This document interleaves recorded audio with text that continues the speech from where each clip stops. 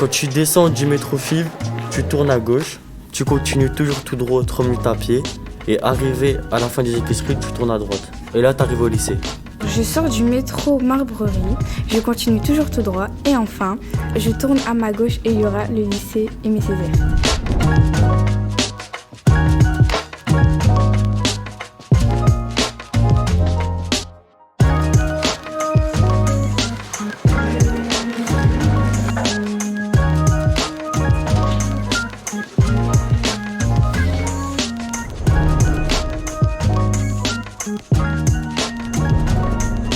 Je suis en terminale bac pro et je prépare un bac professionnel pour tout simplement faire le métier de vendeur et pour pouvoir poursuivre dans l'immobilier.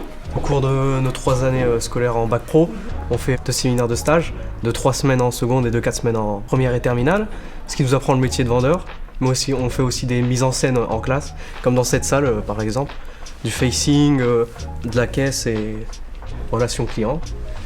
On apprend aussi les stocks, le marketing, le marchandisage, les matières générales aussi, qui ne changent pas, français, anglais.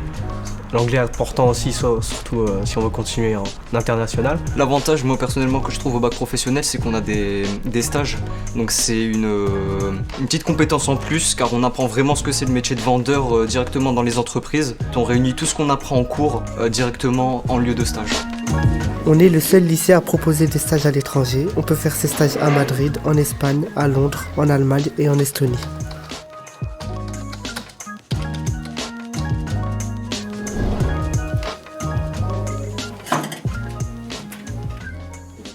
Terminal MELEC signifie métier d'électricité, ces environnements connectés. On travaille dans 2 domaines différents, que ce soit tertiaire ou industriel. Je peux parler un peu de la domotique pour les maisons intelligentes. Ça, c'est l'électricité en fait dans le futur. Et donc, ça nous intéresse beaucoup en fait parce qu'il y a plein de surprises qui nous attendent dans le futur en fait.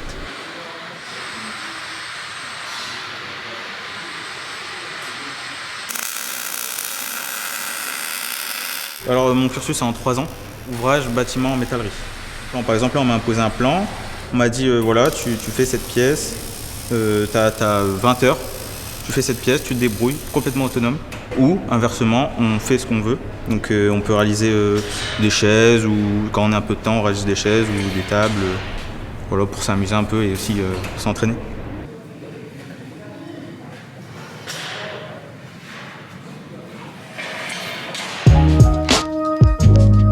Au lycée professionnel, tu découvriras les arts appliqués. Bien que ce soit une matière créative, les arts appliqués sont très différents des arts plastiques qui sont enseignés au collège.